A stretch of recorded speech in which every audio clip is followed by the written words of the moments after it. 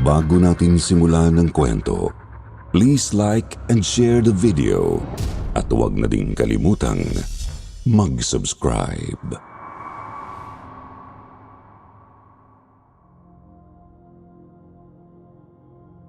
Respeto ang isang bagay na hindi dapat nawawala sa isang tao.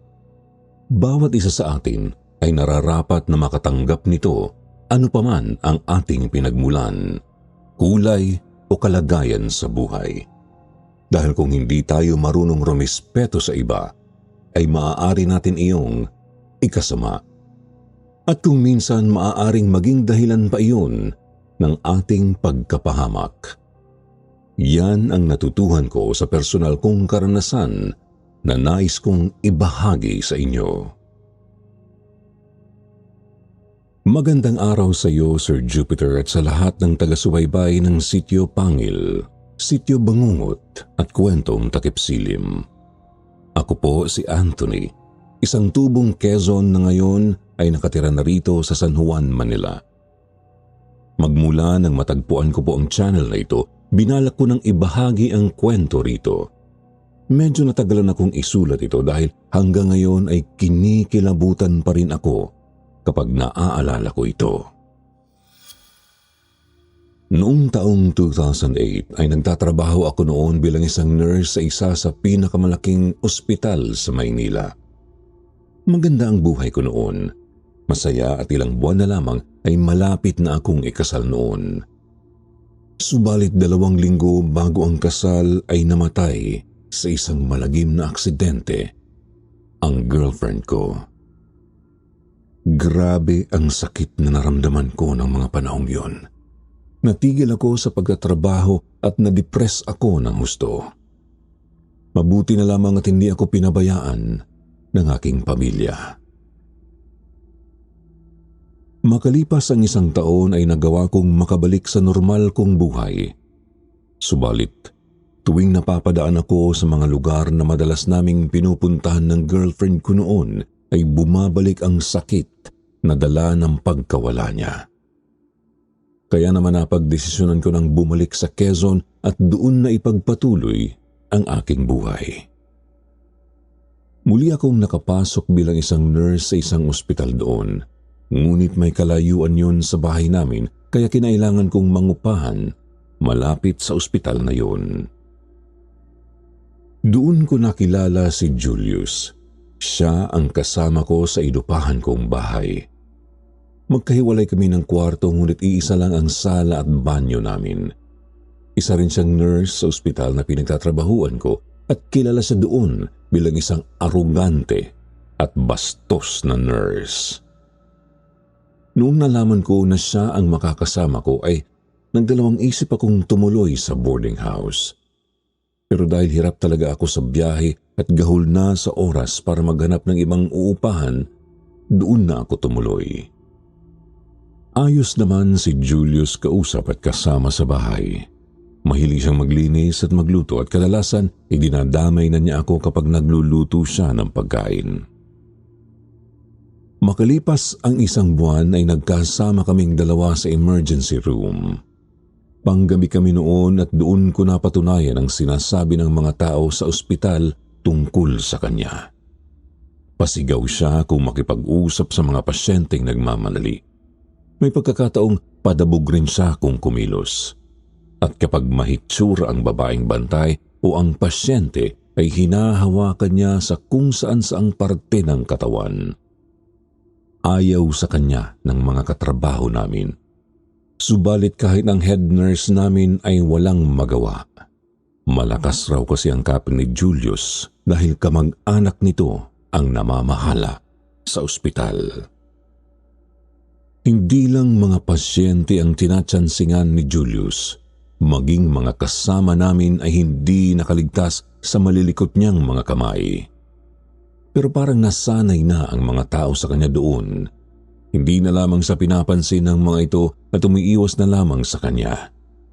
Ngunit madalas ay laman siya ng usapan doon at kung minsan ay nadadamay ako sa mga usapang yun.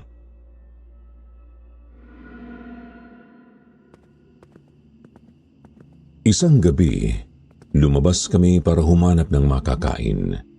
Hindi gaanong abala sa emergency room ng gabing yun kaya naman nakapag-break time kami sa oras. Lagpas hating gabi na noon at karamihan sa mga tindahang malapit doon ay sarado na. Naglakad-lakad kami hanggang sa makita namin ang isang munting tindahan. Hindi naman talaga yung tindahan. Naglatag lamang doon ng maliit na lamesa at doon inilagay ang mga kape, tinapay at mga sigarilyo.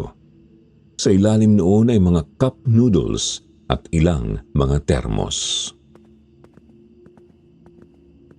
Paglapit namin ay kaagad kaming binati ng isang dalaga.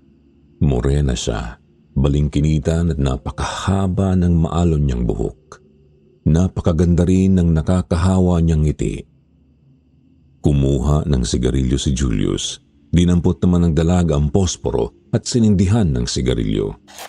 Ngunit nang matapos ay biglang hinawakan ni Julius ang kamay ng dalaga at hinila niya ito palapit sa kanya. Nagulat ang dalaga. Naalog ang lamesa at muntika ng mahulog ang mga naroon. Kaagad kong itinulak papalayo si Julius, ngunit bago niya binitiwan ng dalaga ay ninakawan muna niya ito ng halik sa pisngi. Nanlaki ang mga mata ng dalaga at nagsalubong ang mga kilay nito. Kaagad kong hinila si Julius palayo habang humihingi ng paumanhin sa dalaga. Nang biglang dumating ang isang may edad na lalaki. Maliit lamang ito, galit na galit itong lumapit sa dalaga at tinanong kung ano ang nangyari. Sinumbong ng dalaga ang ginawa ni Julius sa matandang lalaki at kaagad na nanlisik ang mga mata nito sa amin. Pero hindi natakot si Julius. Sinigawan pa niya ang mga ito na isusumbong sa barangay para mapaalis doon. Nang mga pagkakataong yun ay napansin ko ang matandang lalaki na may sinabi. Bumuka ang kanyang bibig subalit hindi ko naintindihan yun. Muli akong humingi ng paumanhin at buong lakas ko nang itinulak si Julius pabalik ng ospital. Pagdating namin doon ay kinausap ko siya. Sinabi kong hindi niya dapat ginawa yun, pero ngumisi lang siya sa akin, sabay sabing pakipot lamang ang babaeng yun. Babalikan daw niya yon at sisiguraduhin niyang makukuha niya ito. Napailing na lamang ako noon at hindi na nagsalita. Nang makalayo siya ay tumakbo ako pabalik sa dalaga para sana humingi ng paumanhin. Subalit pagdating ko doon ay hindi ko na siya nakita. Ni walang bakas ng nagtinda doon. Inilibot ko ang aking mga mata para masigurong yun ang lugar na pinuntahan namin kanina. At yun nga ang lugar na yun, pero nakapagtatakang biglang dumami ang mga puno doon ng saging. Sa pagkakatanda ko kasi noon ay pader ang naroon, subalit ng mga oras na yun ay walang pader akong nakita. Napakamot ako ng ulo. Biglang tumayo ang balahibo ko sa batok. Pakiramdam ko noon ay napakaraming mga mata ang nakatingin sa akin. Hindi ko na hinanap kung ano at saan galing yun. Mabilis na akong tumakbo pabalik ng ospital. Naalala kong kinausap ako noon ni Julius pero hindi ko siya pinansin ng dahil sa inis ko. Hindi ko siya kinibo hanggang sa matapos ang shift namin noong gabing yun.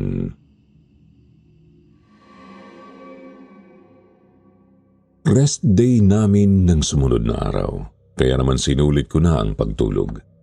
Hapon na nang magising ako. Bumaba ako noon at nagluto ng instant noodles. Tinawag ko si Julius subalit hindi ito sumagot, kaya inakyat ko ito para ayaing kumain. Pero wala rin ito sa kanyang kwarto. Hindi ko na siya hinanap pagkatapos noon. Kumain ako at nang mga 9:00 na ng gabi, dumating na si Julius. May dala siyang isang bote ng alak at inihaw na liempo. Masigla niya akong inayang uminom pero tumanggi ako. Nagdahilan ako na masakit ang tiyan. Pero ayoko lang talaga na makainuman siya ng mga oras na yun. Hindi naman niya ako pinilit. Itinabi niya ang alak at inulam na lamang ang dalang liempo. Lumipas ang mga oras, Sir Jupiter. Abala ako sa panonood ng TV at si Julius naman ay nagliligpit sa kusina nang makarinig kami ng kaluskos sa labas. Parang may ikinuskus na kung anong matulis sa dingding namin sa kusina. Nakita kong tumigil si Julius sa ginagawa at napatingin kung saan nanggaling ang tunog. Pero sabay rin naming binaliwala yun. Maya-maya ay sa likuran ko naman narinig ang ingay. Napalingon ako sa bintanang naroon at nakita kong parang may dumaan. Napakabilis nga lang noon kaya hindi ko naaninag ng maayos. Nakakapagtaka kasi malayo ang kapitbahay namin at wala namang bumibisita sa amin. Napatingin ako sa oras. Malapit ng mag-11. Tumayo ako para siguraduhin ang nakita ko. Nang biglang may kumatok sa pinto. Nagkatinginan kami ni Julius. Nagbanlaw siya ng mga kamay at pumunta sa tapat ng pinto. Sumilip siya sa siwang at nang walang makita ay tinanong niya kung sino ang naroon. Walang sumagot, Sir Jupiter. Bubuksan na sana niya ang pinto nang makarinig kami ng malakas na kalabog mula sa itaas. Sabay kaming napatingala. Medyo kinutuban na ako ng masama noon. Pakiramdam ko ay bumigat ang hangin sa paligid. Nagsimula akong pagpawisan at lumalim bigla ang aking paghinga. Muling may kumalabog sa itaas. Aakyat na sana ako nang muling may kumatok sa pinto. Muling sumilip si Julius sa siwang. Pagkatapos ay minura niya ng malakas ang kung sino mang naroon. Ngunit sa halip na may sumagot, isang malakas na pagtawa ng babae lamang ang narinig namin. Binuksan na ni Julius ang pinto ngunit walang sino man ang naroon. Sinilip niya ang magkabilang gilid noon ngunit wala siyang nakita. Nawala na rin ang ingay sa bubungan at bigla nang gumaan ang pakiramdam ko. Isinara niya ang pinto. Sinigurado niyang nakalak yun pati na rin ang lahat ng mga bintana. Baka modus lang daw yun ng magnanakaw. Sinabihan rin niya ako na isara ang mga bintana sa kwarto ko para sigurado. Hindi naman na ako sumagot doon. Pinatay ko na ang TV at umakyat ako sa itaas. Hindi ko alam kung ano ang may gawa ng mga ingay na narinig namin. Subalit sigurado akong hindi magnanakaw ang may gawa noon. At habang nagsasara nga po ako ng bintana ay nakita ko ang 3 taong mabagal na naglalakad sa madilim na kalsada sa tapat. Madilim at medyo malayo ang kalsadang yun kaya hindi ko maaninag ang mga mukha nila. Ngunit sigurado akong babae ang isa sa kanila. Dahan-dahan kong isinara ang bintana habang nakatingin pa rin sa kanila. Nang biglang humarap sila sa akin ng sabay-sabay, kitang-kita kong lumingon sila papunta sa direksyon ko at halos mapatalon ako sa gulat. Isinara ko ang bintana at inilak yun pero hindi ako nakatulog ng maayos ng gabing iyon.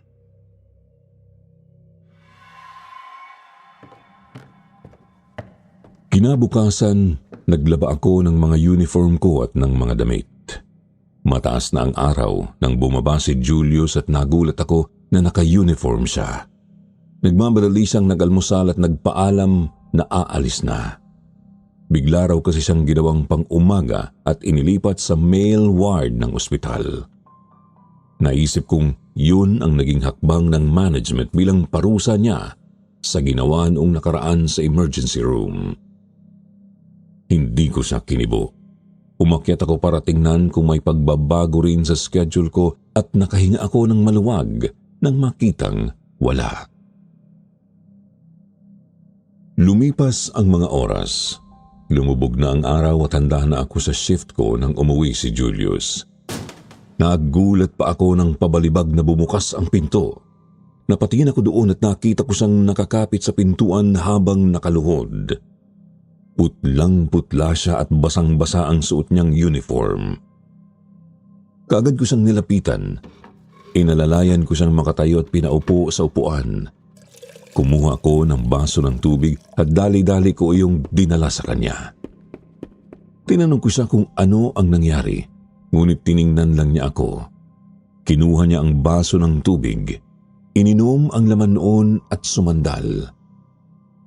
Pero hindi nagtagal ay bumulwak mula sa bibig niya ang napakaraming suka. Napaurong ako noon at napangiwi. Gusto ko siyang dalhin sa lababo pero hindi na siya tumitigil sa pagsuka. Kumuha ko ng palanggana sa banyo. Dadalhin ko sana yun sa kanya, ngunit paglabas ko ng banyo ay nakita ko na siyang nakahandusay sa sahig at naliligo na sa sarili niyang suka. Napailing ako noon. Kinuha ko ang cellphone ko at tinawagan ko ang superior ko. Sinabi kong mahuhuli ako pagkatapos ay ipinaliwanag ko ang nangyari kay Julius. Napabuntong hininga ang kausap ko. Sinabi nito na napaaway si Julius noong umaga. May binastos raw kasi itong tindera malapit sa ospital. Pumalag daw ang kuya ng tindera, ngunit pinalayas ang mga ito ni Julius doon at pinagbantaan na ipahuhuli sa oras na bumalik. At ilang oras lang daw matapos yun ay sumama na ang pakiramdam ni Julius. Tiningnan na rin daw ito ng doktor at binigyan ng gamot pero walang nangyari. Matapos ang usapang yun ay pinuntahan ko na si Julius. Hinubad ko ang uniform ko at sapatos. Pagkatapos ay iniangat ko siyang muli sa upuan. Tumigil na siya sa pagsusuka pero namumutla pa rin at hinang-hina. Muli ko siyang tinanong kung ano ang nangyari. Pero muli lang siyang tumingin sa akin. Pakiramdam ko noon ay gusto niyang sumagot. Hindi lang niya magawa dahil hinang-hina na siya. Isinandal ko siya sa dingding at itinapat sa kanya ang palanggana. Hindi ko siya maaaring pabayaang ganoon. Naisip kong dalhin siyang muli sa ospital. Tatawag na sana ako ng ambulansya noon, ngunit nagulat na lang ako ng boses ng nanay ko ang narinig ko. Nagkamali pala ako ng dial. Nahalata niya ang pagkataranta sa boses ko at tinanong ako kung ano ang problema. Sinabi ko naman kaagad kung ano ang nangyayari kay Julius. Nang marinig ang kwento ay kaagad niyang tinawag si Lola. Isang kilalang manghihilot ang lola ko sa amin. Ipinalarawan niya sa akin ang lagay noon ni Julius at nang masagot ko yun ay inutusan niya akong i-loudspeaker ang cellphone at itapat iyon kay Julius. Ginawa ko yun. Hinang-hina na si Julius noon at halos hindi maigalaw ni ang mga daliri sa kamay. Maya-maya ay narinig kong nagsalita si Lola. Hindi ko maintindihan ang mga salitang sinabi niya. Parang Latin yun pero hindi ako sigurado. Nagdagal yun ng ilang minuto, Sir Jupiter. Ngunit nang matapos ang lola ko na magsalita ay nalaglag ang pangako sa gulat. Dumilat si Julius at kitang-kita ko kung paanong unti-unting bumalik ang kulay niya. Umupo siya ng maayos. Nanlalaki ang mga matang humarap siya sa akin. Akala ko kung ano ang mangyayari, pero nagpasalamat lang siya. Hinablot niya sa akin ang cellphone ko at nagpasalamat siya sa lola ko. Sinabi ni Lola na nausog raw ng isang aswang si Julius. Ngunit kung saan, hindi raw niya alam. Hindi na raw kasi pangkaraniwan ang kaso ng mga aswang sa lugar namin sa ngayon. Muling nagpasalamat si Julius kay Lola. Matapos yun ay pinatay ko na ang tawag. Napabuntong hininga si Julius. Tumayo siya na parang walang nangyari. Hindi siya nagsalita. Kumuha siya ng panlinis sa banyo at dinakot niya ang sarili niyang suka sa sahig. Habang naglilinis ay sinabi niyang hindi siya naniniwala sa mga aswang. Pero malakas daw ang kutob niya na baka yung dalagang tindera ang gumawa noon sa kanya. Pagbabayarin daw niya ito at ang kuya nito pagpasok niya bukas. Kaagad akong sumabat sa kanya. Sinabi kong hindi niya yun dapat gawin, na mas makabubuti kung hihingi na lamang siya ng tawad. Pero umismid lang siya at sinabing titignan daw niya kung mga aswang nga ba ang dalaga at ang kuya nito. Pagkatapos ay paaalisin niya sila sa lugar na yon. Napailing na lang ako sa sagot niyang yun. Muli akong nagbihis at pagkatapos ay umalis na ako para pumasok. Binilinan ko na lang siya na ayusin ang paglilinis sa mga ikinalat niya.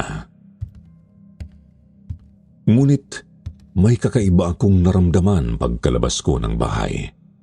Nakarinig ako ng pagsitsit, ngunit hindi ko matukoy kung saang direksyon yun nanggaling.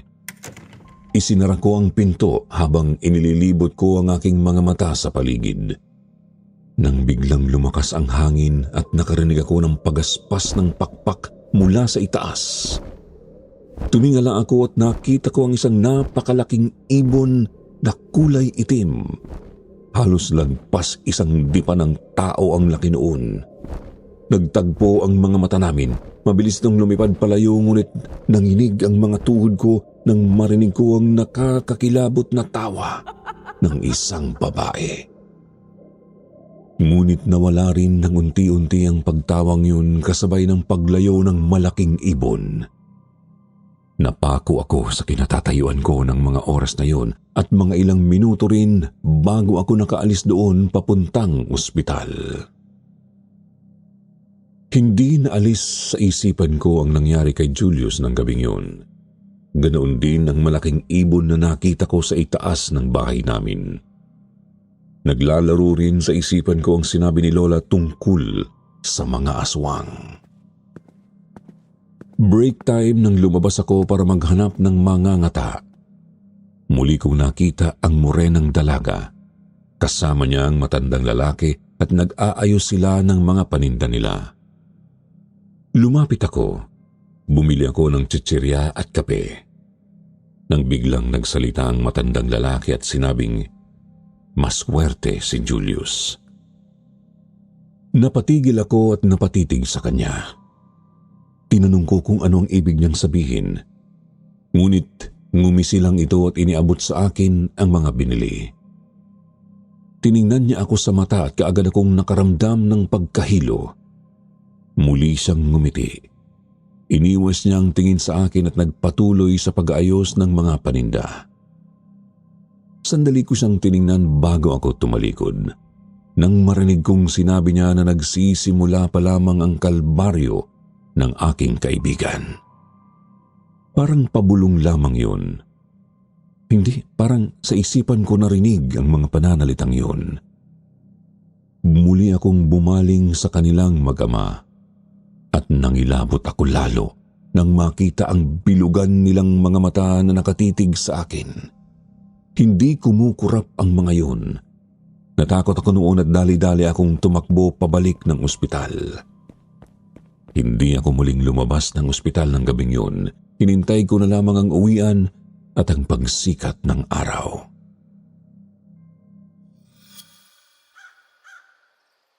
Pag-uwi ko ay napailing ako sa nakita. Sa baba natulog si Julius. Itinabi niya ang mga gamit sa gilid.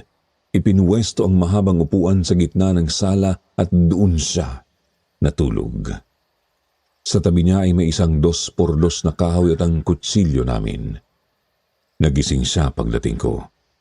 Tinanong ko siya kung bakit doon siya natulog at kaagad niyang ikinuwento na hindi siya pinatulog ng isang bangungot. Paulit-ulit raw niyang napapanaginipan ng isang malaking nilalang na ilang ulit siyang hinati sa dalawa. Tuwing nangyayari yun sa kanyang panaginip ay ramdam na ramdam niya ang sakit at nagigising siya. Tuwing nagigising raw siya ay nakaririnig siya ng iba't ibang kaluskos sa paligid na sinasabayan ng mga paghalakak. Tiningnan ko siya ng maigi. May napansin akong mga pantal sa kanyang mga braso. Mayroon din sa leeg at sa mga binti. Tinanong ko siya kung ano ang mga yon, ngunit hindi raw niya alam. Baka raw allergy sa kinain niya kahapon. Mawawala rin daw yun. Huwag na lang naming pansinin. Matapos yun ay naghanda na ako ng agahan. Kumain kami at sinabi ko sa kanya na hinahanap siya ng ama ng babaeng binastos niya noong nakaraan. Nagbago ang ekspresyon sa kanyang mukha at sinabing babalikan niya ang mga yun ngayong araw. Kaya naman nagmadali siyang kumain at pagkatapos noon ay nagpaalam na siyang papasok. Hindi ko alam kung bakit pero pakiramdam ko ay may naghihintay sa kanya na hindi maganda ng araw na yun. Muling lumipas ang oras. Nakatulog ako ng maayos at kaagad na naghanda para sa shift ko noong gabing yun. Paalis na ako nang mapatingin ako sa orasan. Wala pa kasi si Julius at katakataka yun. Hindi yun nag-o-overtime. Kahit na may report na kailangang tapusin ay ipinagpapabukas noon. Paglabas ko ng bahay nakita ko ang dalagang tindera na naglalakad papunta sa sagingan malapit sa amin. Walang bahay doon at kilala namin ang may-ari noon. Dala ng pagiging mausisa ay sinundan ko ang babae. Gusto ko rin siyang kilalanin, lalo na at naghihinala na ako sa kanilang mag-ama. Malakas ang kutob ko na sila ang dahilan ng mga nangyayaring kababalaghan kay Julius. Oo, nakagawa si Julius ng mali sa kanila, pero hindi maitatama ng isang mali ang isa pang mali. Isa pa, paano kung totoong mga aswang sila? Hindi ba dapat silang hulihin, ikulong o puksain? Nang malapit na ang dalaga sa may sagingan ay sandali itong tumigil at lumingon papunta sa akin. Mabuti na lamang at nakapagtago ako kaagad. Patakbo siyang pumasok doon at kaagad siyang nawala sa dilim. May mga parteng maliwanag pa noon dahil halos palubog pa lamang ang araw. Ngunit bigla talaga siyang naglaho. Lumapit ako doon. Napalunok ako habang dinadama ang malakas na kabog ng aking dibdib. Sinipat ko ang bawat sulok na abot ng mga mata ko. Pero hindi ko siya nakita. Wala rin akong balak pasukin yun. Nang walang makita, minabuti ko nang umalis. Ngunit bago ako makahakbang palayo ay nakarinig ako ng malakas na tawa ng babae. At pagkatapos ay narinig ko sa isipan ko ang boses ng babaeng yun at sinabing, "Dahan-dahan sa pagkamausisa. Baka hindi mo kayanin ang sunod mong makita." Nang marinig ko yun ay kumaripas ako ng takbo. Hindi ako tumikil hanggang sa makarating ako sa kalsada. Doon ko na nakita si Julius na naglalakad at nagkakamot ng kanyang mga braso at leeg. Tinanong niya ako kung bakit ako namumutla at pawis na pawis. Pero nang dahil sa pagkataranta hindi ko sinabi sa kanya ang nangyari. Sinabi ko na lamang na isara niya ang lahat ng bintana at pinto bago matulog. At pagkatapos noon ay iniwan ko na siya at umalis na ako. Bago numirensa sa ospital ay dumaan ako sa pwesto ng mag-ama. At laking gulat ko nang makita sila doon, pero ang mas nagpatindig ng balahibo ko ay ang makitang nakatitig sila sa akin habang nakangiti. Tumaas ang lahat ng balahibo ko sa katawan noon. Binilisan ko ang paglakad at hindi ako lumabas ng ospital hanggang mag-uwian. Kinausap ko ang gwardya namin. Itinanong ko kung kilala ba niya ang mga taong yun. Tumango naman siya. Sinabi niyang si Princess ang dalagang morena at si Mang Tony naman ang tatay nito. Dati na raw na nagtitinda ang mag-ama doon. Ngunit bigla na lamang daw nawala ang mga ito at ngayon-ngayon na lamang bumalik. Tinanong ko kung ilang taon silang nawala doon. Sagot niya ay mga 3 taon din daw. Mayroon din daw kuya si Princess at sinabi ng gwardya na nakaaway nga iyon ni Julius noong nakaraan. Pero mabait naman daw ang mag-aamang yun. Palagi nga raw ubos ang mga paninda ng mga ito dahil magiliw sa mga customer. Umuwi ako matapos ang shift na yon. At bukod sa mga pantal sa katawan ay wala na akong napansin na kakaiba kay Julius. Naganda na rin siya sa pagpasok at sinabing baka mahuli siya dahil patitingnan niya ang mga kati-kati sa katawan. Lumipas ang mga araw, Sir Jupiter, nawala bigla ang mga paramdam sa aming bahay tuwing gabi. Subalit hindi mawala-wala ang mga pantal sa katawan ni Julius. Ang dami na niyang ipinahid doon pero hindi maubos-ubos ang mga iyon. Ang iba ay nagsusugat at nangingitim na nga. Pero binabaliwala lang niya yun at nagpatuloy pa rin sa pagtatrabaho. Dumating ang araw ng fiesta sa lugar namin. Pinauwi ako ng nanay ko para makisalo sa kanila. Darating din daw ang iba pa naming mga kamag-anak mula sa Maynila.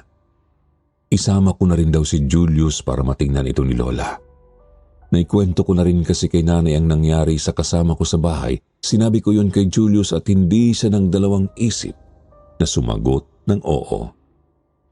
Hindi na day off noon pero hindi siya pumasok para lang makasama sa akin. Pagdating namin sa amin ay kaagad kaming sinalubong ng dalawa kong kapatid na lalaki at ni tatay. Medyo nag-alala pa nga ako noon sa maaaring iasal ni Julius pero maayos naman niyang binati ang pamilya ko. Naroon pa rin ang pagkagaspang ng kanyang pananalita pero hindi naman bastos ang dating niya.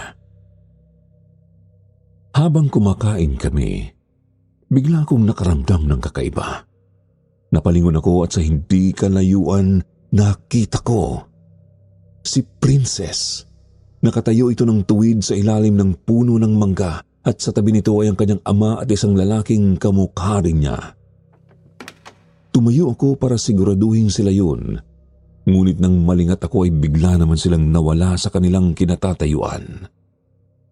Nagdahilan ako noon sa mga kasama ko sa lamesa at dali-dali akong pumunta sa kung saan ko sila nakita. Maliwanag pa noon kaya hindi ako takot, subalit hindi ko na talaga sila natagpuan. Pagbalik ko ay nakita kong nagkakagulo na sa may lamesa. Mabilis akong tumakbo at napasigaw ako nang makita si Julius na panay ang suka. Inalalayan siya ng dalawa kong kapatid at dinala sa banyo. Mula sa hapagkainan ay dinig namin ang pagsuka niya. Nagsumigaw siya ng dahil sa sobrang sakit ng tiyan. Tumayo si Lola at pinuntahan siya. Inutusan niya akong kumuha ng dahon ng malunggay sa labas. Mabilis ko yung sinunod at ibinigay sa kanya ang isang bungkus noon. Nag-oorasyon na siya nang puntahan ko sa banyo. Kinuha niya ang dahon at ipinagpag-iyon kay Julius. Tumigil ang pagsusuka ni Julius, subalit hinang-hina pa rin ito at kinailangan pang alalayan palabas ng banyo.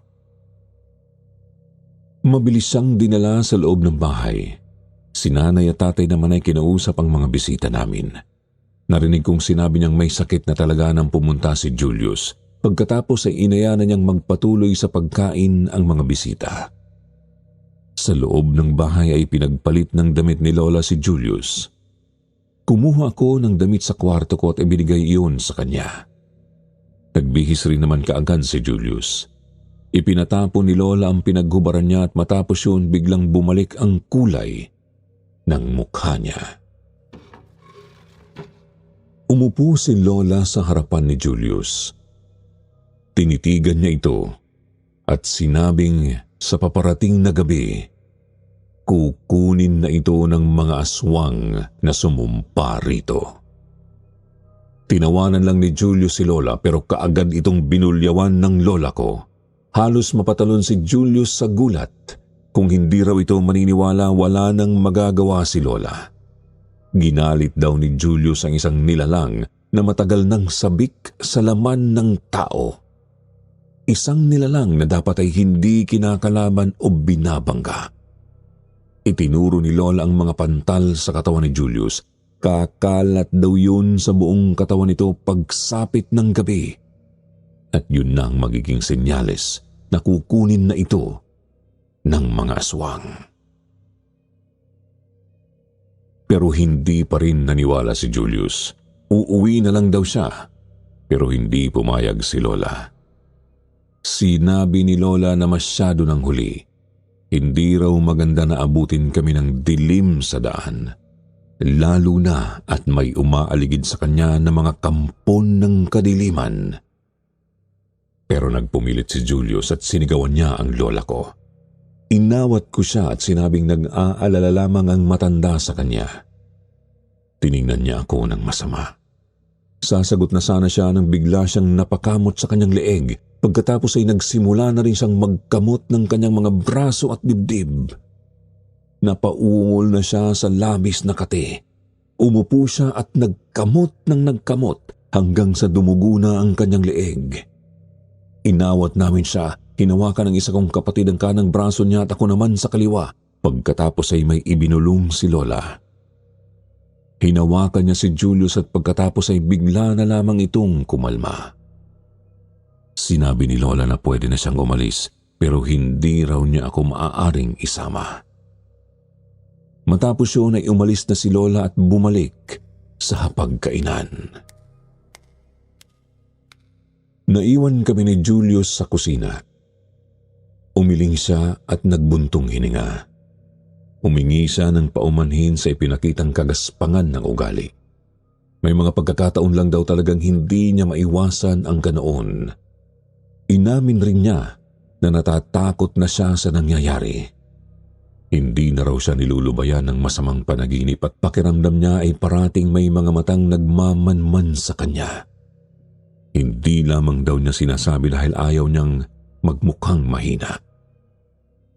Hindi ko alam ang pinagmumula ng magaspang na ugali ni Julius, pero sigurado akong may dahilan kung bakit minsan ay ganoon siya kung umasta. Lalo na sa mga babae. Pero hindi ko na itinanong yun. Inaya ko siya sa kwarto.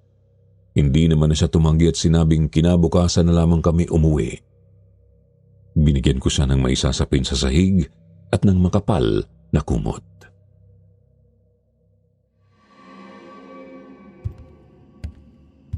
Mga 9:00 nang pumunta sa kwarto ko si Lola.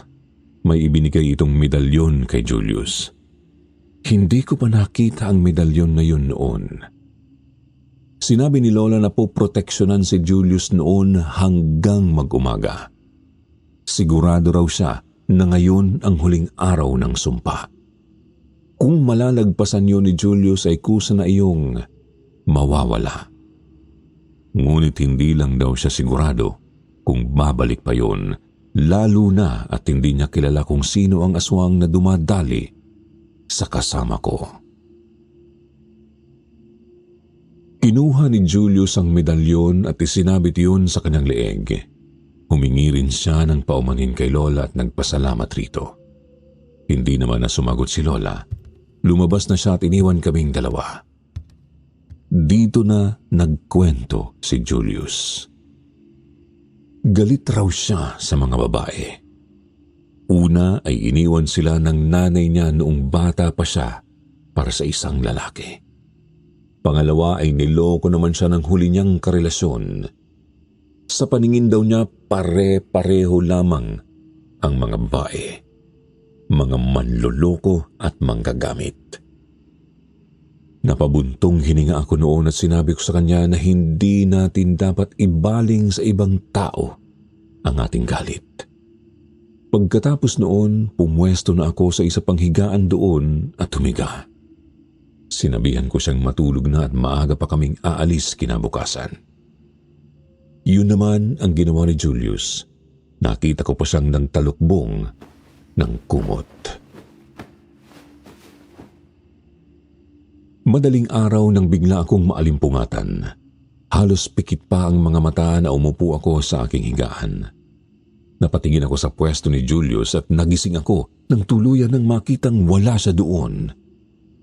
Tumayo ako at hinanap siya sa kwarto ngunit hindi ko siya nakita. Lumabas ako ng kwarto. Patay na ang lahat ng ilaw at walang gising. Dumiretso ako sa banyo dahil naisip kong baka umihi siya pero hindi ko rin siya nahanap. Bumalik ako sa kwarto para tingnan kung naroon pa ang mga gamit niya at bigla akong kinutuban ng masama. Nang makitang naroon pa ang lahat ng mga iyon, naisip ko ang sinabi ni Lola tungkol sa pagkuha kay Julius ng mga aswang. Dali-dali kong ginising ang mga kapatid ko. Nagising na din sila tatay at nanay nang dahil sa ingay ko. Ganoon din si Lola. Sinabi ko sa kanila na nawawala si Julius at nasa kwarto pa lahat ng mga gamit nito. Kaagad na kumuha si tatay ng mga flashlight. Lumabas kami kasama ng dalawa kong kapatid. Hinanap namin si Julius sa labas ngunit wala rin ito doon. Tinawag ni nanay ang ilang mga pinsan ko na halos kapitbahay lang namin at hindi nagtagal, dumating sila sa amin. Pagpasok namin ay nagtatawas si Lola. Humarap siya sa amin at sinabing nakuha na ng mga aswang si Julius. Nanghina ako nang marinig yun. Pero biglang sinabi ni Lola na malakas ang kutob niyang buhay pa ito. Dinala raw ito sa masukal na kakahuyan. At ang kaagad na pumasok sa isipan ko ay ang lugar sa likod bahay namin. Puno yun ng iba't ibang uri ng mga halaman at puno. Bihira lang din ang mga dumadaan doon. May bangin doon at mahirap yung makita lalo na sa gabi. Sinabi ko ang naisip ko kina tatay at nagkasundo kami na halughugin ng lugar. Mabilis na gumawa si tatay ng mga sulu. Bilog ang buwan noon pero kailangan pa rin namin ng liwanag. Magsisilbi rin daw kasing sandata yon laban sa mga aswang. Nagbalot si tatay ng asin at mga bawang. Binigyan niya kami ng tig-iisang balot ng mga yon at tig-isang pinatulis na kawayan. Handa na kaming umalis noon nang tawagin ako ni Lola. Lumapit ako at inaabot niya sa akin ang isang buntot pagi. Gamit daw iyon ng lolo ko at matagal nang nakatago. Epektibo raw yun laban sa kahit anong uri ng aswang. Matapos yun ay kinausap kami ni tatay. Pares-pares daw kaming papasok sa loob. Walang maghahanap ng mag-isa. At kung sino man daw ang makakita kay Julius ay kaagad na sumigaw ng malakas.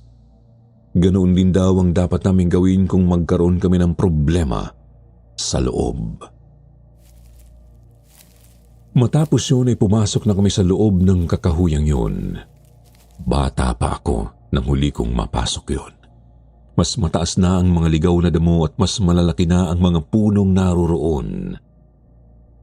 May liwanag naman na nanggagaling mula sa buwan pero hindi sapat yun para makita namin ang paligid.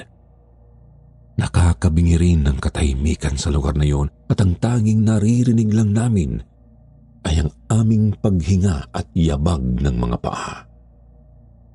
Kasama ko noon ang isa sa mga kapatid ko. Sa kanya ko ipinahawak ang buntot pagi. Ang dami ko na kasing dala at hindi ko na iyon mahawakan ng maayos. Nag-uusap pa kami nang mapansin kong hindi na siya sumasagot. At paglingon ko ay wala na siya sa likuran ko. Kinabahan ako noon. Tinawag ko ang pangalan niya subalit hindi ko siya nakita. Nagsisigaw ako, sinubukan kong bumalik sa pinanggalingan ko subalit nabigo ako. Bumalik lamang ako kung saan nawala ang kapatid ko. Nagsimula na akong pagpawisan. Nakaramdam na rin ako ng paninikip ng dibdib habang inililibot ang aking mga mata sa paligid.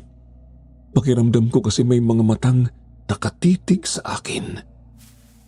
May narinig akong mga kaluskos. Sinundan yun ng mahinang pagtawa ng isang babae. Napaurong ako habang itinatapat sa iba't ibang direksyon ang sulo na hawak ko. Hanggang sa biglang makarinig ako ng malakas na sigaw ng isang lalaki. Hinanap ko kung saan nanggaling yun. Muli kong narinig ang sigaw at narinig ko yun sa gawing kanan ko. Bumaling ako doon. Ayaw ng mga paa ko subalit pinilit ko silang ihakbang paabante. Nagsimula akong makaramdam ng kakaiba sa hangin. Uminit ang paligid at parang nagsimula na akong mahirapang huminga.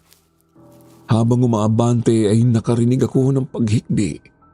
Dahan-dahan kong sinundan yun hanggang sa hindi kalayuan ay may natanaw akong 3 tao. Nakatayo ang dalawa at ang isa ay tila nakaluhod sa harapan nila. Lumapit pa ako at nanlaki ang mga mata ko nang makitang si Julius ang nakaluhod. Hindi ko naman masyadong maaninag ang mukha ng dalawang nakatayo, pero sigurado akong babae ang isa sa mga yun. Patakbo na ako palapit kay Julius nang isang nilalang ang biglang sumulpot sa harapan ko mula sa itaas at napasigaw ako ng malakas nang makita ko ang mukha ng nilalang na yun. Itim ang kulay ng balat nito Pula ang mga mata at halos maglabasan na mula sa kanyang bibig ang naghahambaan nitong mga pangil. Tumutulo rin mula sa bibig nito ang malagkit nitong laway. Umungol ito ng malakas at halos maihi ako sa takot nang ilapid nito ang mukha sa akin. Napapikit ako at pinilit kong lumayo sa kanya. Gusto kong tumakbo pero ayaw nang kumilos ng mga binti ko. Buong akala ko ay katapusan ko na ng mga oras na yon. Akala ko magiging almusal na ako ng isang aswang, ngunit narinig ko ang tinig ni Julius. Umiiyak siya at humingi ng tawad sa akin. Kung hindi raw dahil sa kanya, wala ako sa sitwasyong yon. Dahan-dahan kong idinilat ang aking mga mata at ang nakakatakot na nilalang sa harapan ko ay bumalik ang hitsura sa pagiging isang binata. Tumayo ito at lumayo sa akin. Doon ko na nakita at nakilala ang babaeng nakatayo. Si Princess pala yun. Nakatingin siya sa akin habang umiiling. Ilang sandali pa mula sa kadiliman ay lumabas ang isang matangkad na nilalang na may puting balahibo na tila kumikinang sa liwanag ng buwan. Pinaghalong aso at baboy ramo ang hitsura niya. Pula ang mga mata at nagtatalasan rin ang kanyang mga ngipin at kuko. Nang hilakbot ako nang makita yon at muli akong napasigaw, ngunit tumawa lamang ng malakas ang malaking nilalang at sinundan naman iyon ng pagtawa ng dalawa pa nitong kasama. Napatingin ako kay Julius. Hindi ko maintindihan ang mga nangyayari at gusto ko na talagang tumakbo palayo. Pero takot na takot ako noon na tuwing sinusubukan kong tumayo ay nangangatog ang mga tuhod ko. Isa pa hindi ko magawang iwan na lamang si Julius doon.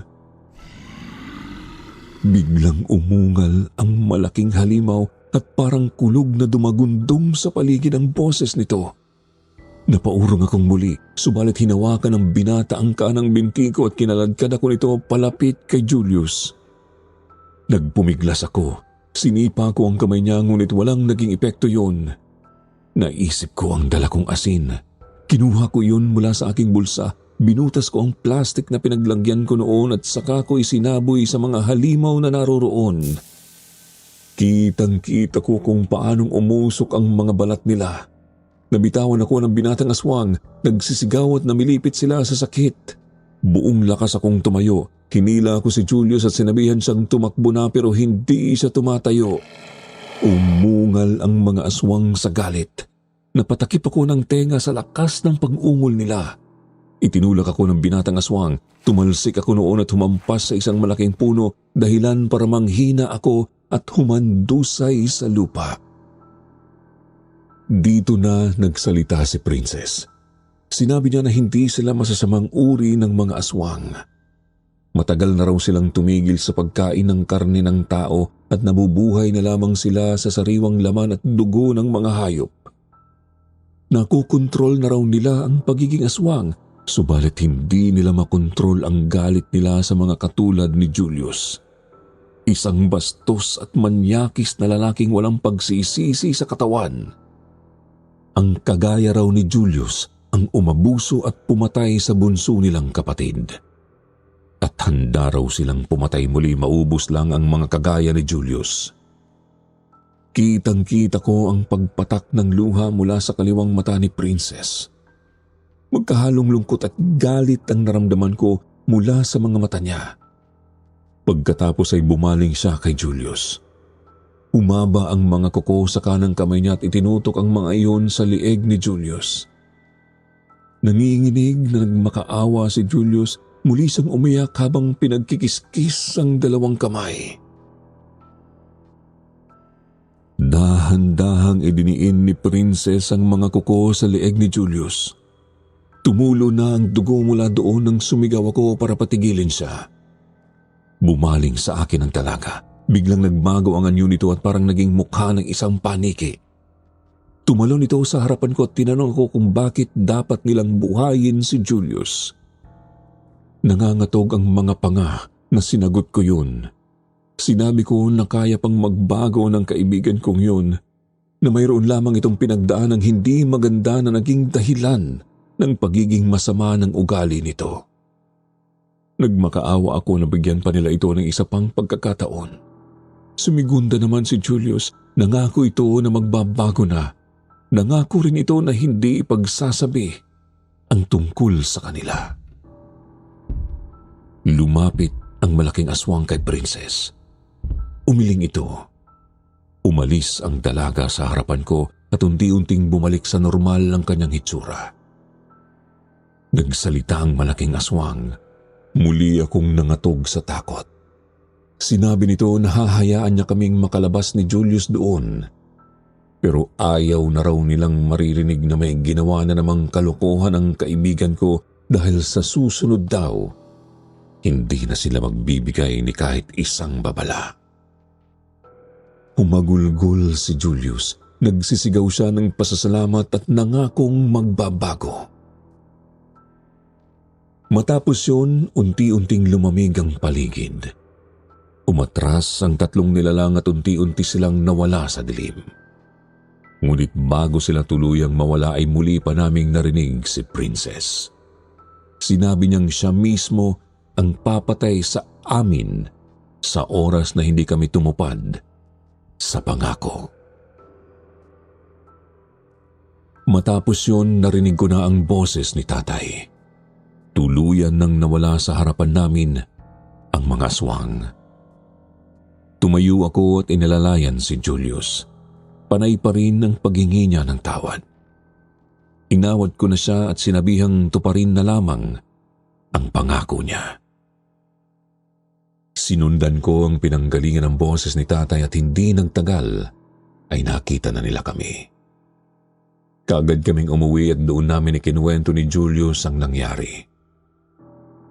Kilala raw ni Lola ang pamilyang yon. Matagal na raw ang usap-usapan tungkol sa mga yon, ngunit biglang nawala ang pamilya nang patayin ang bunso ng mga ito. Pinaghahanap daw ang suspect ngunit nang makita ito ng mga pulis, pira-piraso na ito at halos hindi na makilala.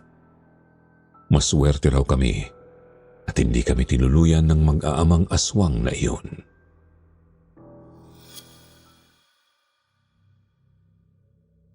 Kinabukasan na inutusan kami ni Lola na pumatay ng 3 manok. Pinaipon niya ang dugo ng mga iyon sa isang maliit na palanggana. Dalhin daw namin yun sa gitna ng kakahuyan kung saan kami kinausap ng mag-aamang aswang. Iwan daw namin doon ang mga manok at ang dugo. Ginawa naman namin yun ni Julius. Naramdaman kong naroon sila ng mga oras na yon, ngunit hindi sila nagpakita sa amin. Nawala na ang kati-kati sa katawan ni Julius. Gumaan na rin daw ang pakiramdam niya at parang ang lakas niya. Humingi siya ng paumanhin sa buong pamilya ko at nagpasalamat na rin sa amin. Tatanawin daw niyang utang na loob ang lahat at nangako siyang muli na magpapakabait na. Lumipas ang mga araw, hindi na namin nakita ang mag-aama. Hindi na rin namin masyadong napag-usapan ni Julius ang tungkol doon. Sa ospital, humingi siya ng paumanhin sa mga katrabaho namin. May mga iba na hindi siya pinansin at tinarayan pa siya. Pero tinanggap niya yun at nagpakumbaba.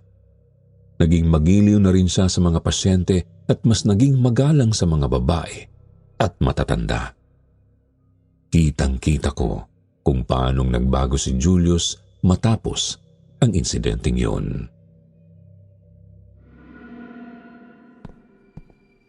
Isang gabi habang papauwi ako ay nakita ko si Princess na naglalakad sa gilid ng kalsada. Nakatitig at nakangiti siya sa akin. Ngunit alam kong binabantayan lamang niya ang mga galaw ko at maging ang kay Julius. Hindi ko alam kung ano ang ibig sabihin ng ngiting yun, pero tuwing naiisip ko yun sa gabi ay kinikilabutan ako ng husto. Hanggang sa lumipas na lang ang mga buwan at mga taon, hindi na namin muling nakita ang mag-aama. Naging matalik kaming magkaibigan ni Julius. Matagal kaming nagkasama sa ospital na yun, hanggang sa naisipan niyang umalis para magtrabaho sa ibang bansa. Niyaya niya ako pero hindi ako sumama. Hindi dahil ayaw ko siyang kasama. Naisip ko kasing kailangan pa dito ang serbisyo ko.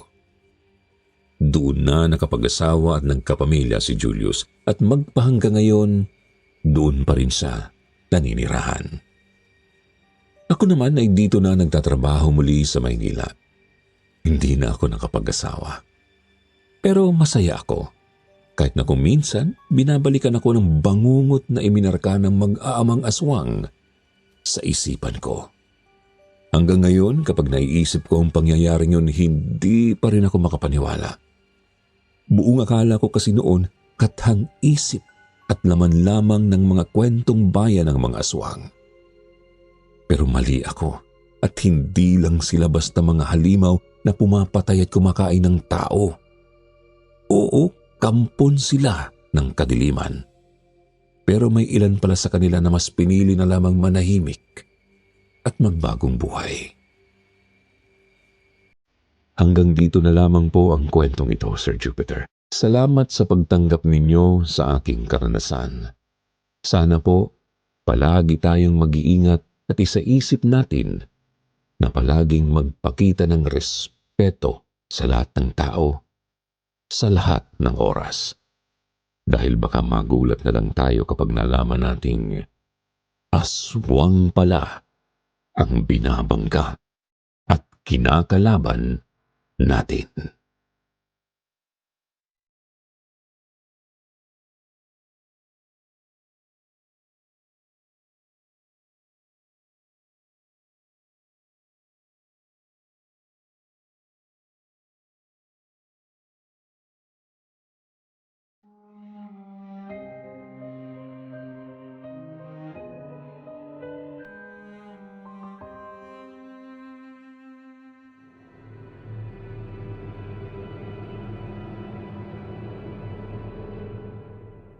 Ang mundo ay tahanan ng iba't ibang mga nilalang. Kasama na riyan ang mahihiwagang mga nilikha na maaaring maghatid ng kapahamakan at kakatuwang karanasan sa ating mga tao. Sa ating episode ngayong gabi, pakinggan natin ang dalawang kwento mula sa ating mga letter senders na sina Gigi at Rafi. Tunghayan kung paanong nagpakita o nagparamdam sa kanila ang mga nilalang ng dilim sa isang liblib na isla at habang nasa biyahe. Ito ang Sitio Pangil.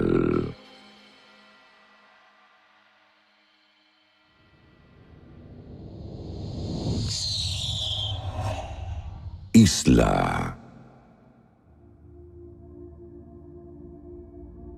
Dear Sir Jupiter, bago pa lang ako sa channel na ito at talagang na-addict na ako agad sa boses nyo. Hook na rin sa mga kwento ng channel na Sitio Pangil at Kwentong Takip Silim.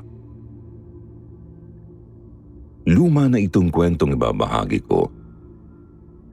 Nangyari ito noong college pa po ako. Panahon na di pa uso ang mga cellphone. This happened during the 1990s. Itago nyo na lang ako sa pangalang Gigi. Ang kwento ko ay karanasan ng isang ka-dormmate ko sa aming university. Nag-share po kasi siya ng kanyang kwento sa mga dormmates namin regarding sa nangyari sa internship nila. Itago na lang natin siya sa pangalang Zel. Tatlo silang female graduating nutritionist students na kailangang pag-aralan ang nutrition ng isang komunidad. They decided that they will do this in a remote barrio. Malayo at super secluded talaga ng baryo na yon. Kailangan pa nga silang ihatid ng balsang di motor para makarating sa isla kung saan sila dapat manatili. Pagdating naman nila roon ay sinalubong sila ng kanilang host na isang resident nurse ng baryo.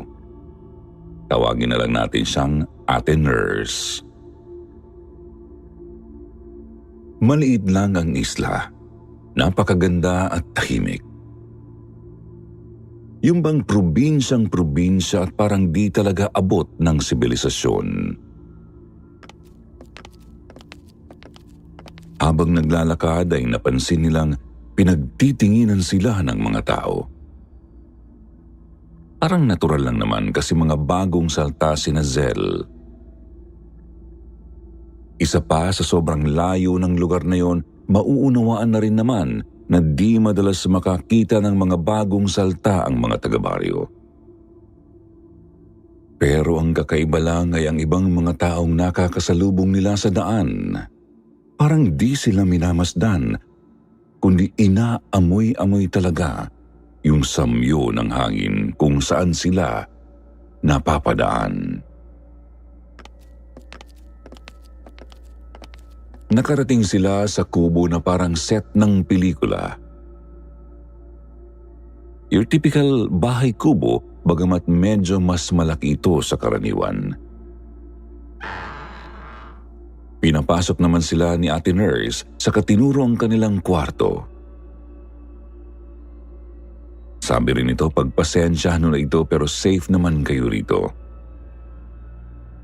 Pag naayos niyo na ang mga gamit niyo, sumunod na kayo dun sa kusina nang makapagmerienda. I-orient ko na rin kayo sa mga dapat gawin. Sabi naman ni Zell, "Naku po, okay na kami rito, ate. Malaki nga po ang pasasalamat namin sa inyo at na-accommodate niyo ang request namin to do our study here." Pagkatapos nilang mag-ayos ay nagtungo na sila sa kusina.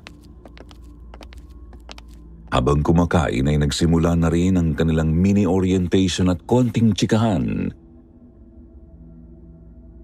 Inisa-isa ni Ate Nurse ang mga task nila habang pinagsasaluhan ang merienda. "Ate, matagal ka na ba rito? Bakit mo nasabi na safe naman kami dito? May NPA ba rito?" Sunod-sunod na tanong ni Zell sa kanilang host.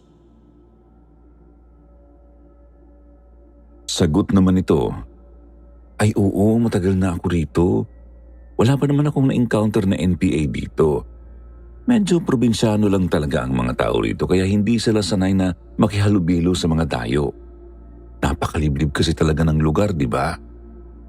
Alam ko namang napansin nyo kung gaano kalayo itong isla sa Kabihasnan, kaya talagang iba ang mga nakasanayan nila rito." Sumabat naman ang isa sa mga ka-intern ni Zell. "Kaya po ba parang inaamoy-amoy nila yung hangin kung saan kami napapadaan? Malakas bang pangamoy nila at ngayon lang po ba sila nakaamoy ng pabango ng mga dayo na kagaya namin?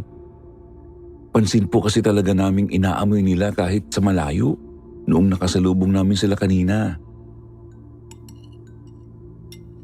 Hindi agad sumagot si Ate Nurse. Sa halip, mula sa masayang mukha at magiliw na boses, ay biglang nagbago ang tono nito. Doon na niya sinabing, "Maalala ko nga pala, may iilang mga ground rules na dapat ninyong sundin habang nandirito kayo. Makinig kayong mabuti ha. Una sa lahat, bawal magpagabi sa labas. Kahit anong mangyari, dapat nasa bahay na kayo bago pa man pumatak ang 6:00 ng gabi. Hindi rin kayo pwedeng lumabas at bawal ding buksan ang pinto at mga bintana sa mga oras na yon." Nagkatinginan ang lahat. Kita naman sa kanilang mga mata na naiintindihan nila ang sinabi ni Ate Nurse. Nagsalita ulit ang babae. "Pangalawa, lahat ng kakainin nyo ay dapat luto ninyo. Bawal kayong kumain ng luto o handa ng mga taga rito sa isla. Di napigil ng isang intern na magtanong kung bakit. Tsaka paano raw kung ipaghanda sila ng pagkain ng mga taga-baryo? Hindi raw ba nila titikman lang? Baka naman daw sabihin ng mga tao na masasama ang ugali ng grupo nila. Subalit, natigilan ang lahat nang muling magsalita si Ate Nurse, madiin sa wikang Ingles. If you did not saw how the food was prepared, don't eat it.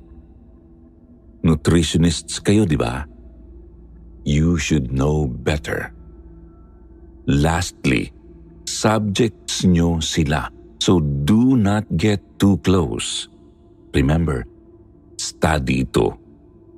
Kumbaga, business only. Baka naman pagkalis nyo rito may boyfriend na kayo, ha? Biglang nag-shift ang tono ni ate kaya napangiti ang lahat at nagsimula na uli ang biruan. Naging matiwasay naman ang lahat nang magsimula na silang pag-aralan ang mga tao sa baryo. Inaaral lang naman nila yung mga hanap buhay at mga kinakain ng mga taga-roon. Kapansin-pansin nga lang na slightly weird yung ibang mga bagay. May ilang beses nilang napansing kapag may namamatay na hayop sa daan, kabayo, kalabaw, at maging aso o kung ano pa, pinagpipiestahan ng mga tao. Para silang mga hayok na hayok sa karne. May mga dalang bolo at kutsilyo tapos nag-uunahang makahiwa sa karne ng namatay na hayop.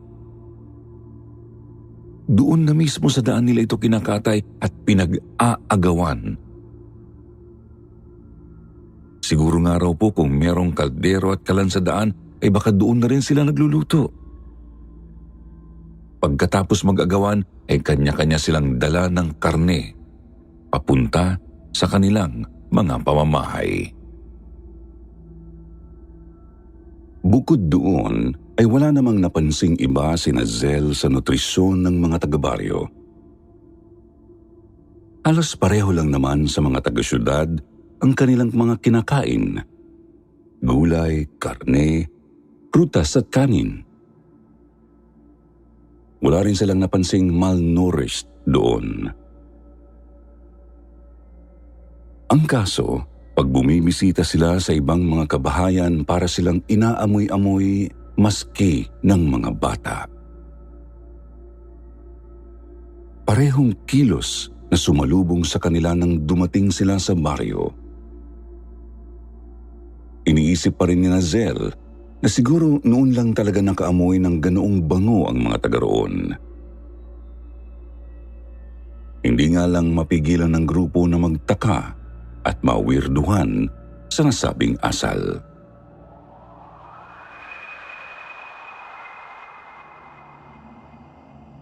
Tumindi ang pagtataka nila nang minsang may nangharana sa kanila sa gabi. Nagkabungis-ngisan pa nga silang tatlong intern at nagtuturuan kung sino sa kanila ang hinaharana.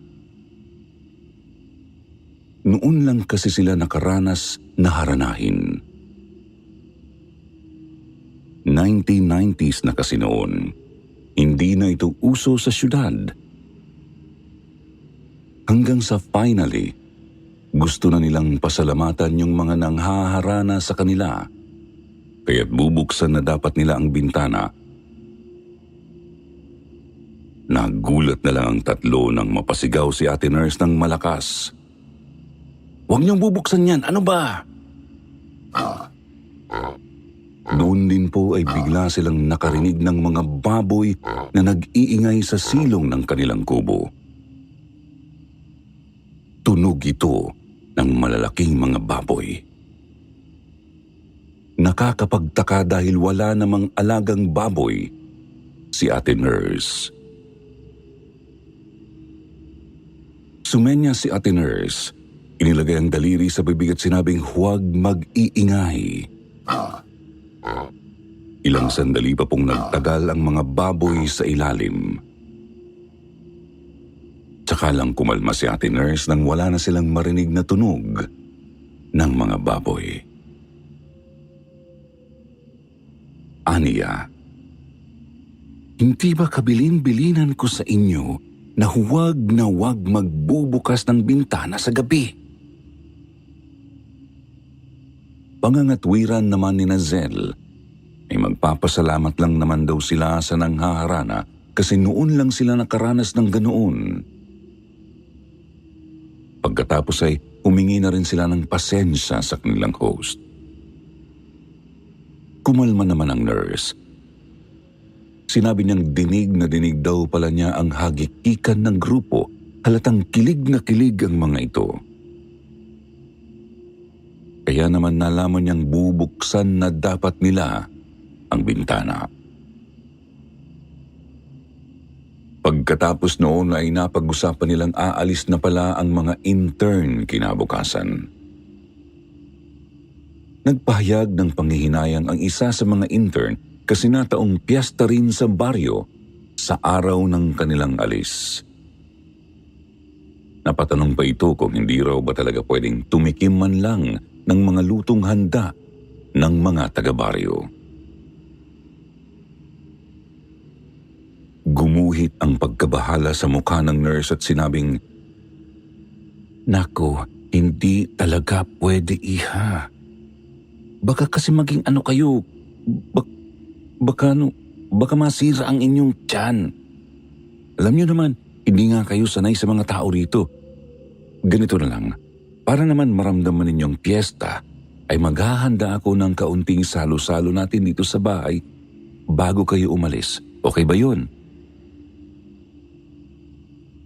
Tuwang-tuwa ang mga intern sa narinig. At least naman daw kasi may salo-salo sa tinuluyan nilang bahay bago sila umalis.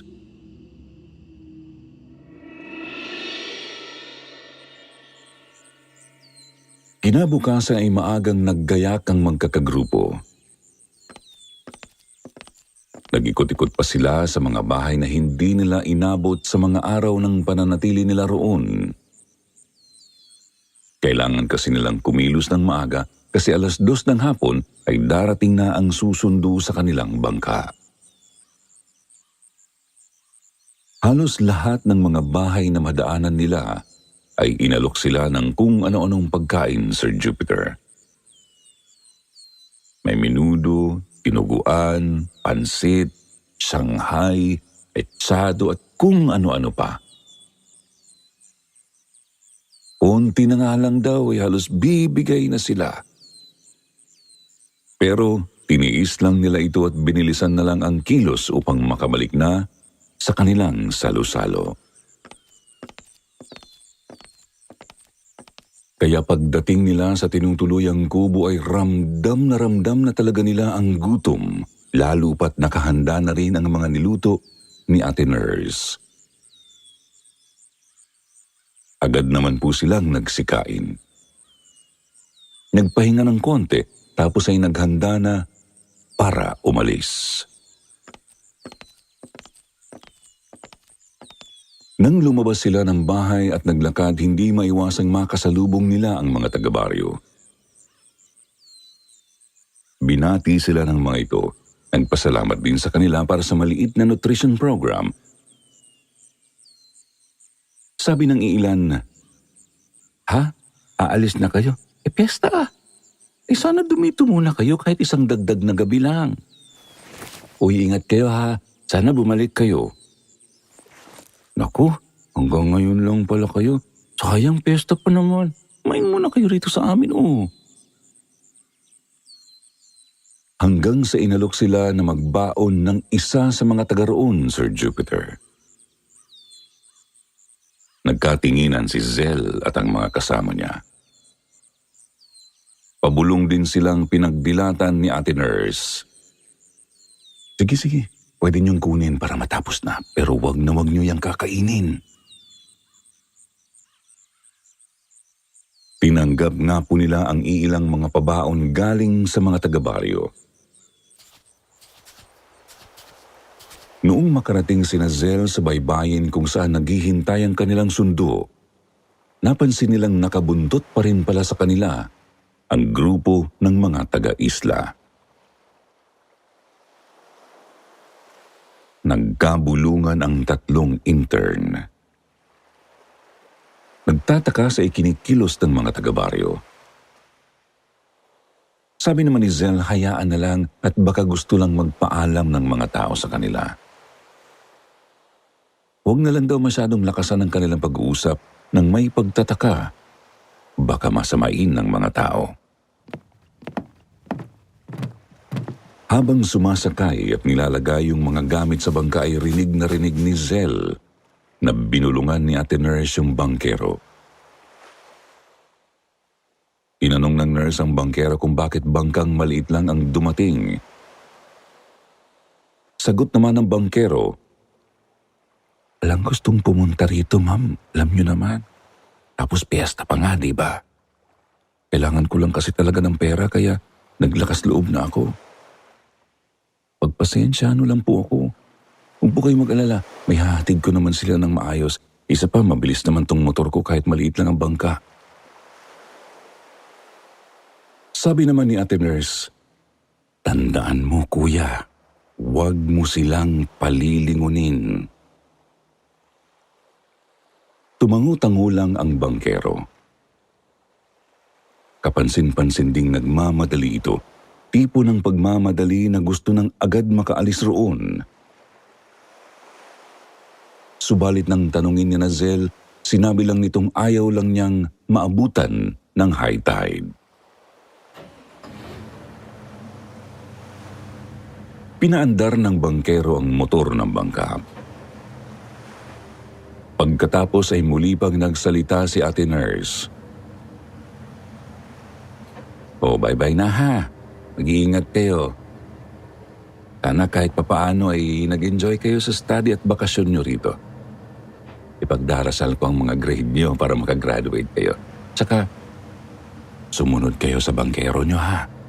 Meron siyang mga paalalang dapat ninyong sundin habang papalayo sa isla. Dapat sumunod, baka malunod." Nang makasakay na ang lahat, sinabi ng bangkero na humarap ang lahat sa laot. Umusad na nga po ang bangka. Nang makalayo pa ang bangka sa isla, mariin niyang inutos na, "Kahit na anong mangyari, wag na wag kayong lumingon sa likod sa direksyon ng isla." Nagtatakang nagkatinginan ng magkakaibigan. Pero dahil mahigpit ang bilin ni Ate Nurse, sumunod na lamang sila sa kanilang bangkero. Hanggang sa ilang minuto pa, sinabi ng bangkero na itapon na ni Zell ang mga pinabaon sa kanilang pagkain. Doon na lang daw sa gilid ng bangka para hindi mahalata ng mga nagmamasid pa ring mga taga-baryo. Sumunod naman si Zell sa sabi ng bangkero. Subalit laking gulat nila nang biglang kumulo ang mga pagkain nang mapunta ito sa tubig alat. Nagmukha raw po talagang pinapakuluan ang mga plastik na supot na may lamang pagkain sa dagat. Doon na hindi na natiis ng isang intern at napalingon na siya sa direksyon ng isla. Napasigaw siya at sa kanyang pagkabigla ay na-out of balance siya kaya bahagyang tumabingi ang sinasakyan nilang bangka. Doon na rin nagsitinginan ang lahat sa isla.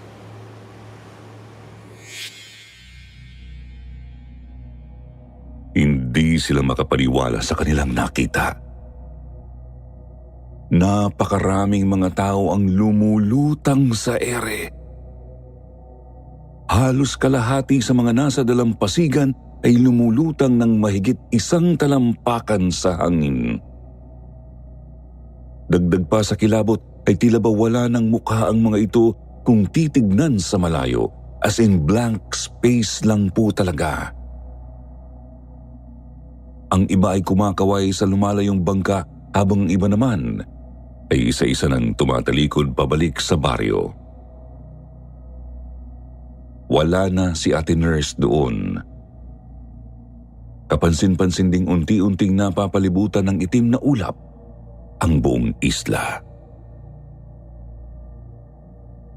Pagalit na sabi ng bangkero, "Sabi ko naman po sa inyo, wag na kayong lilingon eh. Ayan, muntik na tayong tumaob." Tinanong ni Zel ang bangkero kung bakit nagkakaganoon ang mga tao sa isla. Ano ba talaga yung mga nakita nila? Subalit tugon lang ng bangkero ay huwag na silang magtanong. Hindi nga raw nagsalita ang nurse, siya pa kaya. Mas mabuti na lang din daw na hanggang doon lang ang alam nila, para hanggang doon lang din ang takot nila. Isa pa, hindi rin naman daw sila susundan ng mga iyon pauwi.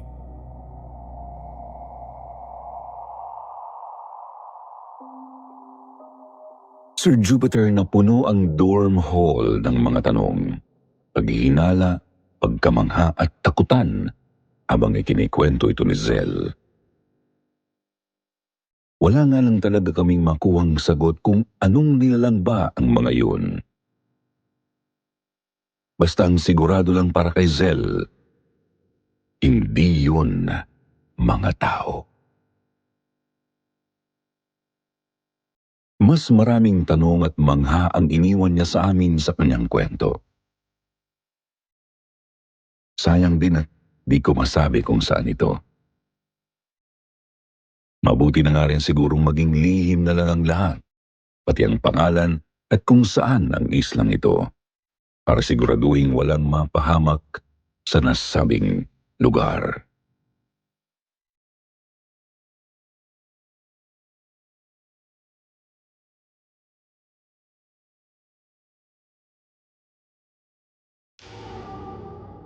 Nakasunod na matanda.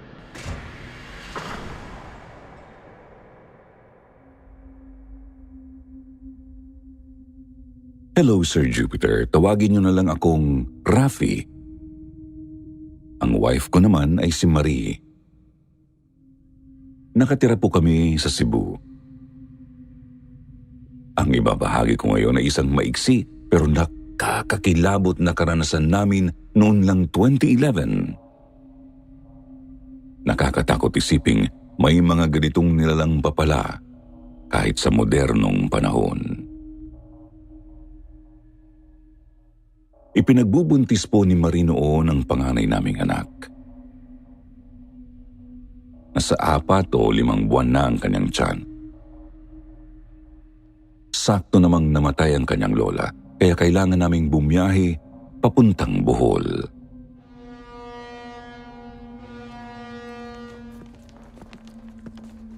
Sir Jupiter, pagkababa namin sa pier ay may napansin akong isang matandang babae na titig kay Marie, partikular sa kanyang tiyan. Binaliwala ko lang noong una kasi sumasabay kami sa bugso ng mga taong bumababa ng barko. Pero pagkalabas namin ng pier, ay napansin ko ulit ang matanda. Sa pagkakataong yon, pansin ko ng tila ba sumisinghot-singhot ito sa hangin habang nakaharap sa asawa ko. Ilang sandali pa binulungan na rin ako ni Marie kasi napapansin din pala niya ang kakaibang matanda.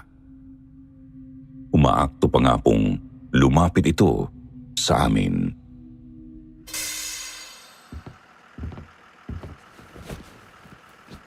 Mabuti na lang at nakasakay na kami ng bus. Kita kong nakatayo lang ito sa gilid ng kalsada habang tinitignan pa rin kami ng umupo. Umandar nga ang bus at bumiyahe na kami papunta sa lugar ng lola ni Marie. Doon pa lang ay nagrereklamo na ang asawa ko kasi hindi raw maganda ang pakiramdam niya. Pinahiga ko na lang siya sa balikat ko para makatulog siya sa biyahe. Mahigit 1 oras pa bumaba na kami ng bus, Sir Jupiter.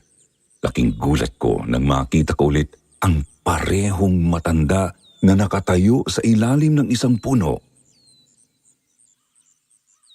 Nakatitig pa rin ito sa tiyan ni Marie at sumisinghot-singhot sa hangin. Inikilabutan ng lalo ang asawa ko, kaya dali-dali ko na siyang inakay papunta sa sakayan ng jeep, palooban. Kailangan pa kasi naming sumakay ng motorsiklo o jeep para makarating sa mismong bahay ng kanyang lolo't lola. Ang kaso, naroroon ang matanda sa may likod ng jeep, kaya kailangan naming dumaan malapit sa kanya para makasakay. Sinabihan ko na lang si Marina bumuelo tapos magmadaling pumasok sa jeep. Lumapit kami ng ilang metro sa likod ng jeep tsaka bumuelo.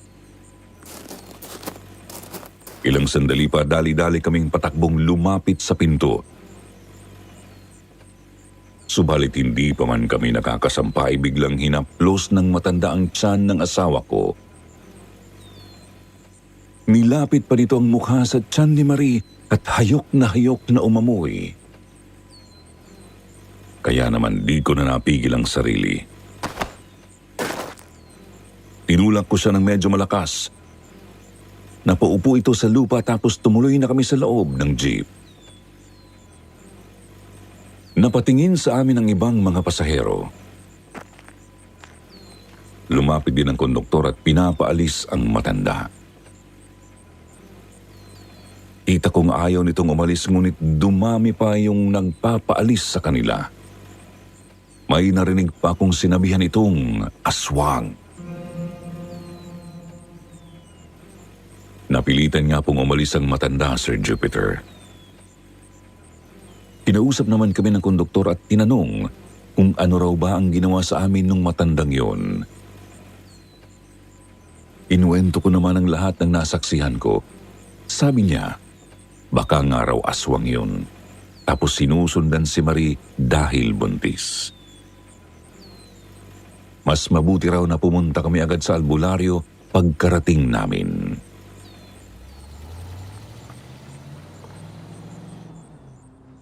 Lumarga ang jeep. Hindi sementado ang daan pero patag naman. Pinahigaan ko ulit si Marie sa balikat ko para kumalma. Ako naman ang tumitingin sa daan para makita ang bababaan namin. Yun nga lang po ay iba ang nakita ko.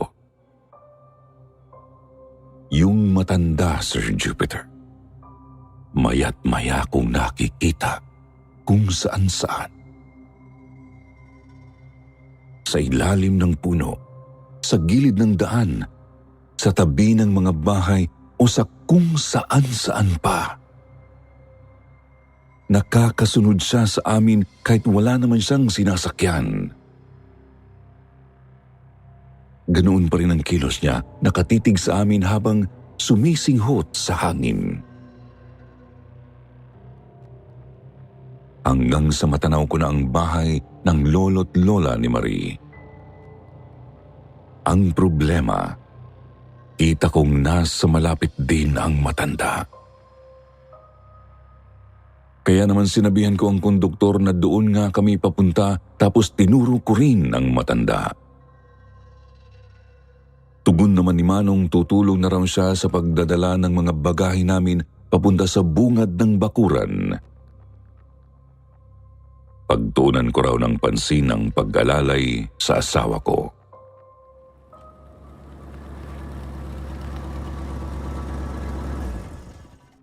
Pagkahinto ng jeep ay yun nga ang ginawa namin. Binuhat ko na si Marie papasok ng bakuran habang ang konduktor ang nagbaba ng mga bagahe namin. Sumisigaw na rin ako ng tulong sa mga taong naroroon sa bahay ng lolo't lola ni Marie Dahil doon ay nakita kong nataranta ang matanda at dali-daling tumakbo palayo. Sinalubong naman kami agad ng mga magulang ni Marie. Nang may umaalalay na sa amin ay bumalik na rin ang konduktor sa naghihintay na jeep. Ako na ang nagkwento sa mga kamag-anak ng asawa ko kung ano ang nangyari. Doon din ay agad pinatawag ng tatay ni Marie ang isang albularyo tapos ay pinahanap ang nasabing matanda. Sir Jupiter, hindi natagpuan ang kakaibang matanda. Mabuti na lang din at binigyan ng albularyo si Marie ng mga pangontra, kaya hindi na nanggulo ulit ang pinaghihinalaang aswang. Naging matiwasay naman po ang ilang linggong pamamalagi namin doon sa Bohol at nakapanganak din ng maayos si Marie nang makabalik na kami sa Cebu. Hanggang dito na lang po ang kwento namin, Sir Jupiter. Ngunit bago ko pa man tuluyang tapusin, gusto ko lang ipaalala sa mga nakikinig na mag-ingat sa mga kakaibang nilalang na nasa paligid. Kahit kasi ngayong makabago na ang panahon, naririyan pa rin ang mga alagad ng dilim. Naghihintay lang ng pagkakataon.